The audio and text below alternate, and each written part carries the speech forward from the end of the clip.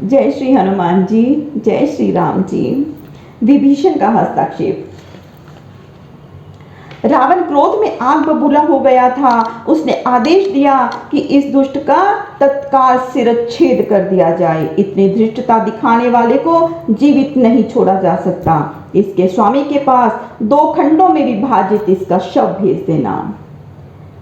उसी समय पर विभीषण दरबार में आए। उन्होंने आदर पूर्वक रावण से कहा, हे भ्राता, नीति के अनुसार दूत को प्राण दंड नहीं दिया जा सकता। वह अवध्य होता है, क्योंकि वह अपनी ओर से कुछ नहीं कहता, केवल अपने स्वामी का संदेश दे रहा होता है। हे राजन, वाणी भले ही उसकी हो, शब्द तो उसके नहीं हो सकते। उन शब्दों को भेजने वाला ही शब्दों की धृष्टता के लिए दंड पाने का अधिकारी होता है। शब्दों को पहुंचाने वाला तो मात्र अपने स्वामी की ही आज्ञा का पालन करता है। इसीलिए कृपया इस वानर को प्राण दंड न दें। इससे लोक में आपकी बहुत निंदा होगी और आपकी महान कीर्ति को कलंक लगेगा। युद्ध में शत्रु को उसके शब्दों का समुचित उत्तर अपनी खड़ग से देना ही वीर को योग्य देता है, बंधे हुए दूत को मार डालना नहीं। फिर भी यदि आप कुपित हैं तो इसकी धृष्टता के लिए इसका अंग भंग करा सकते हैं, वध नहीं। शेष सभासदों ने भी विभीषण के कथ का समर्थन किया। जी महाराज, विभीषण जी का परामर्श नीति सम्मत और औचित्यपूर्ण है। दूत का वध नहीं किया जा सकता, परंतु जैसे दृष्ट शब्दों का इसने आपके सन्मुख प्रयोग किया है, इस दुस्साहस के लिए इसे बिना दंड दिए भी छोड़ना ठीक नहीं है। अतः इसका अंग भंग इसके लिए उचित दंड होगा।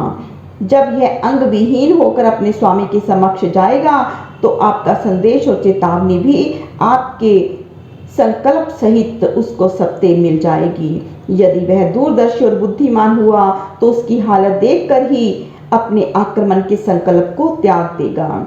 यदि ऐसा नहीं भी हुआ तो दशानन को भला किसका भय है। इसको इसके स्वामी तथा सहायकों सहित बाद में भी मौत के घाट उतारा जा सकता है। रावण ने कहा, ठीक है, यदि सबकी ऐसी ही सम्मति है तो इसका अंग भंग ही किया जाएगा। वानर की ममता अपनी पूंछ पर अधिक होती है, अतः इसकी पूंछ पर वस्त्रों को लपेटकर तेल छिड़को और आग लगा दो। हनुमान जी ने ये सुना तो उन्होंने मन ही मन सोचा कि हाँ, माँ सरस्वती अब मेरी सहायक हो गई। उन्होंने रावण की जीवा और बुद्धि को प्रेरित करके ही उससे ऐसा कहलवाया है। इससे मुझे लंका वासियों को और भी आतंकित करने में तथा रावण के ऐश्वर्य वैभव का मदचूर करने में अत्यंत सहायता होगी। रावण के शस्त्रागारों को भी मैं नष्ट कर सकूंगा। विभीषण उस समय हनुमान जी का इतना ही पक्ष ले सकते थे कि येन केन प्रकारेण उनको मृत्युदंड से बचा सके। यद्यपि वे भी जानते थे कि शोक वाटिका में इतना उत्पत्त मचाने वाले और रावण की नाक में दम कर देने वाले हनुमान जी अपनी सुरक्षा में स्वयं पर्याप्त समर्थ हैं, परंतु सज्जन व्यक्ति दूसरे सज्जन व्यक्ति की जितनी भी सहायता संभव हो करता ही है। अतः अवसर पाते ही उन्होंने हनुमान जी को रावण के कोप से बचाने का जो प्रयास वहां रहते हुए संभव हो सका वह किया। रावण के भय से उसी के राज्य में रहते हुए वे प्रकट में कोई सहायता हनुमान जी को नहीं दे सकते थे। रावण से विद्रोह करना उनके साहस से बाहर था। अब आगे जो भी परिस्थितियां बनती उन्हें हनुमान जी स्वयं संभालने में सक्षम हैं, ऐसा विचार कर वे अपनी ओर से उनके प्रति निश्चिंत थे।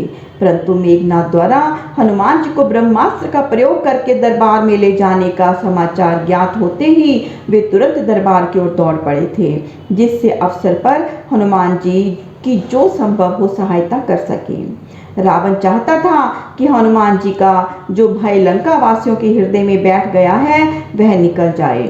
साथ ही वे रावण की सामर्थ्य व कोप का परिचय भी प्राप्त कर सके।